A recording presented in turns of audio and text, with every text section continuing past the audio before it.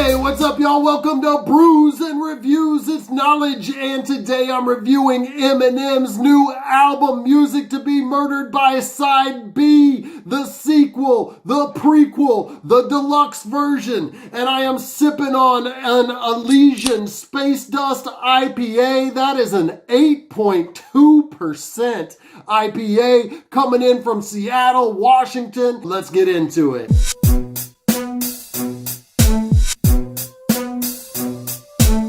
Eminem, Music to Be Murdered by Side B. This is usually the part of the show where I would introduce the artist or go through some of their history, but this is Eminem, you all already know. But I will say this, Eminem is both overly hated and overly loved at the same exact time. You got fans on both extremes. For the hate part, people criticize everything that he does, from the beat choice to saying that he just rhymes words for the sake of rhyming. No one else does that, apparently. Or that he kicks dad puns. And it's true, some of his lines are a little bit cringy, but it happens. Dude also has a lot of really good punchlines and a lot of really good metaphors and wordplay. And punchlines are part of rap.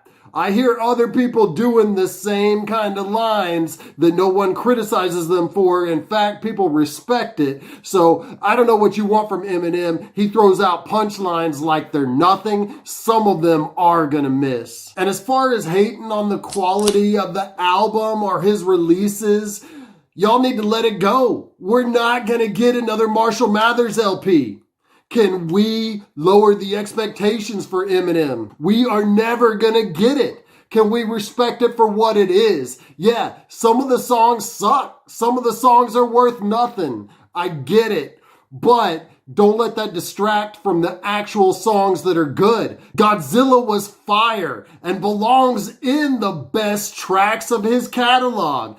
Darkness had some great lyrics. Yaya was a great posse cut. I think we need to respect those songs and not worry about some of the songs that didn't hold up on his last project. Now, on the flip side of that, some of these stans will just say everything that he does is great, and they'll say Music to Be Murdered by was AOTY, and that's just not true. Those people are usually casual fans that haven't delved too much into the hip-hop realm. If you're saying Music to Be Murdered by is album of the year, you probably haven't heard Freddie Gibbs, you haven't heard Shay Noir, you haven't heard Ciroc, you haven't probably even heard the Black Thought album, or Aesop Rock, or R.A. the Rugged Man, and there's so many albums that I put ahead of the original version of that.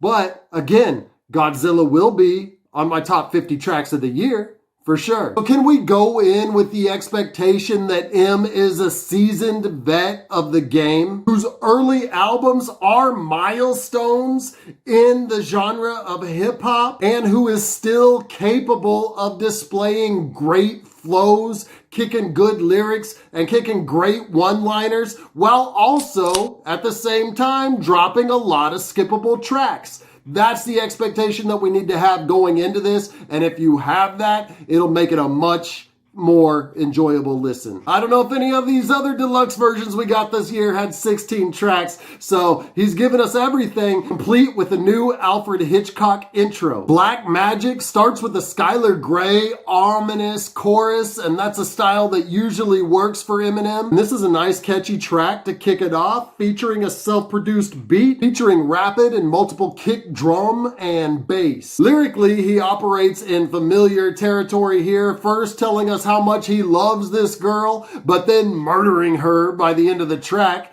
Bitch, I'll kill you. Turns out the shrieking on this from this woman that he's murdering is the same thing that we heard at the beginning of the original Music to Be Murdered by. And we realize that this is kind of a prequel, even though it's side B. He chose to put all of these songs on the deluxe version ahead of the original songs. Alfred's theme. This is another track that Eminem produced himself, and the sample is a no-brainer. They're sampling the classic theme from the Alfred Hitchcock show. But this does demonstrate how M can still flow, because at the beginning, I'm thinking that the beat is a little lackluster, but by the middle of the first verse, I'm nodding my head based on his flow alone. This is a song of nothing but punchlines. Literally, just about every single line is a punchline. And yeah, some are weaker than others, but that's why I say we should ignore those. When he's throwing out this much wordplay, there are bound to be some misses. The highlights are extended metaphors, like I describe it as bowling. Why? Ball hard. Because the gutter's where my mind is, and when it's in this frame, better split like the 5 and the 10. Because without a second to spare, I'm striking again. And when the beat is up my alley, I go right for the pin. But the lowlights are cringe lines like, if this is the test of time, I'd pass with flying colors like I just tossed my crayons. I don't like that line either, but keep in mind, he's throwing out these lines nonstop for about 5.5 minutes straight, mixing in humor and various other things, and you gotta appreciate him misreading his own lines and saying that he's Diddy's side bitch. That kind of humor is an element that was in Eminem's music from the beginning and is still present. Tone Deaf, the name of one of my favorite rappers, by the way. A quick shout out. You probably haven't heard of him, but check him out. And this beat is minimalist, but very synthy bass focused. And this is another song without real lyrical depth. In fact, a lot of the lyrics are superfluous, and like one of the common complaints for current Eminem, they seem just to be said just for the sake of rhyming. But he is going for mostly clever punchlines again. With that in mind, he spits some humorous lines about some problematic men. He says, "But ask me, will I stick to my guns like adhesive tape? Does Bill Cosby sedate once he treats to cheesecake and a decent steak? You think getting rid of me is a piece of cake? I'm harder than finding Harvey Weinstein a date." And this song features one of his trademark sing-songy choruses where he's singing along with the rhythm of the beat or the melody in the track. And while he did this successfully early on in his career and kind of introduced this as a style, it has become a bit tired for Slim at this point. Book of Rhymes featuring DJ Premier. And what's up with people featuring DJ Premier and not getting the actual beat produced by him?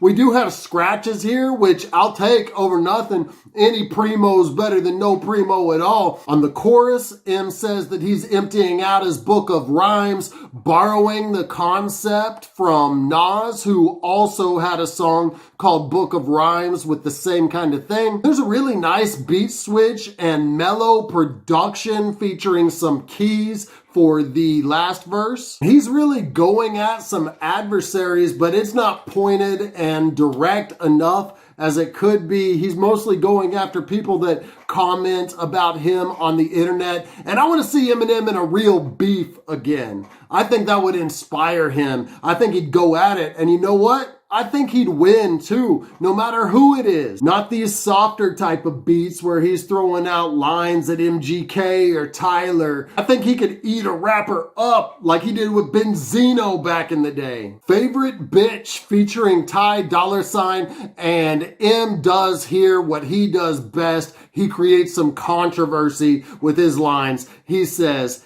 "And I know nothing is funny about the Manchester bombing, but we got something in common. Both of us are alarming, foul, disgusting, and awful, so repugnant and ugly. I could give the Boston Marathon a run for its money." I like the way that he presented this because it's almost an apology for the lines he had on a previous album about the Manchester bombing, and we feel that we're getting something sincere from Eminem. And then he throws out a line about the Boston Marathon to remain more controversial. It's clever and surely one of those lines that people will be talking about from this album. But I really like that he gets more serious later on in the track, and he gets a little more heartfelt and spits some lines that I can really identify with about the way that people absorb music now and a little nostalgia for the past. When he says, And although most are never going to hit the level Cole or Wheezy at, or be emotionally attached to Yo MTV raps, running home from school to catch an episode, the feeling that it gave you to rip the plastic off the tape, you hold and peel it back. He perfectly captured my childhood there, running home to watch some rap videos, pulling the plastic off of some new music, and that's a feeling that y'all don't get anymore, but it was a real feeling and a great experience, and I can still smell the smell of that new music smell. And in fact, I'm gonna go buy some new music off of Amazon right now. I'm gonna go buy a CD of something I've never heard and open it up and have that whole experience, that new CD smell, that new CD feel, all of it. Guns Blazing featuring Dr. Dre. And he uses this as an opportunity, a platform to spit off and air some shit against his ex-wife, who is doing him really dirty right now by all accounts. M also is getting a little vindictive about a past relationship. He even says that he's not going to name names and then proceeds to do so on the chorus. It's Michelle, whoever that is, not as high profile as what's going on with Dre, but M's doing it to match the concept of the song. And this is a bit lacking as a track if you consider this and put it up against some of their previous collaborations. It does feel like a missed opportunity. The chorus is a bit weak, and I think the beat could have bolstered up the lyrics a little bit. Nat is the first single off of side B, and he starts it off with some ice cold bars. He says, "Ain't nothing you can say ever trump Mike Pence'll get killed. If you're hypersensitive, I wasn't referencing the vice president, chill. I mean, my penmanship at times tends to get ill. Violence but with skill. That's why I hints when I write ends up with the mic and pencil getting killed." Everybody's saying that Eminem lost it. Listen to what he's doing with words on those lines right there and what it took to construct that structure. Not too many in the game can construct lyrics like that. And not just that, but he works in a coronavirus motif throughout the entire track, not making it the sole focus of the track, but continuing to bring it back in various ways. He's comparing how sick he is to the virus. He's talking about how no one is near him, so it's like social distancing. And it's just a really interesting way to present the number one topic of 2020. There are several beat changes at the end for him to show off in this third verse, and this is a technique that we are going to hear throughout this deluxe version. Higher, we have an electric guitar-led beat with some claps, a little reminiscent of Till I Collapse, and you could tell this was produced by Eminem with the intent to be a banger, like that song that I just mentioned, but to me, it doesn't go far enough. It's not distinct enough. It's not like Till I Collapse or Lose Yourself. This just doesn't have the same personality as those beats. And maybe that's due to his flow and lyrics over it, which are not weak at all, but there's still nothing new for Eminem, so it's just not a track that does what it was intended to do, in my opinion. These Demons takes us on a bit of a ride. At first, it's Eminem addressing his critics and their unrealistic expectations when he says, "I want you to change, but don't change. I want you to grow up, but don't age. I want the rage, but don't get too angry. I want the new, but old Shady." These fans are crazy, man. They love you and hate you at the same time. But the lyrics get even deeper than that. And he addresses the absurdity of some people's views in the current political climate when he says, "This pandemic got us in a recession. We need to reopen America. Black people dying, they want equal rights. White people want to get haircuts." There's another extended verse with beat change-ups and various flows. It's the Godzilla style, and it seems we're getting a lot of the Godzilla style on side B. After a crazy skit called Key, we get a track called She Loves Me. And from the beginning, he says, she loves me, she loves my knot. Now, this may be a common phrase, but it's something that I first heard from Slug from Atmosphere on his album earlier this year. Surely M is not biting Slug, but maybe he is. Some of their listeners cross over, but not too many. If this is a common phrase, let me know in the comments. Let me know what you think, if he was actually biting him, if you've heard both songs. There's shorter verses on this one, and this one really feels like a true B-side. This is something that you could see being cut from the original album, minus the beat. I think if that actually happened where these lyrics were cut, they actually reworked the beat because it's pretty dope. And supposedly Dr. Dre contributed to it along with a bunch of other people on this production team. There's some ill horns on it and the beat's there, but the content isn't enough to get you coming back. Killer. I think this may be my personal favorite from side B. We got DA the Dope chopping up a really interesting beat with a vocal baritone sample and then a bunch of other vocal samples multi-layered on top of it, panning back and forth from channel to channel. We've got some violin on this track. It's just really unique and worth listening to the beat alone. I thought that Eminem was wasting this great beat with his first two verses. And then he hits us with verse 3.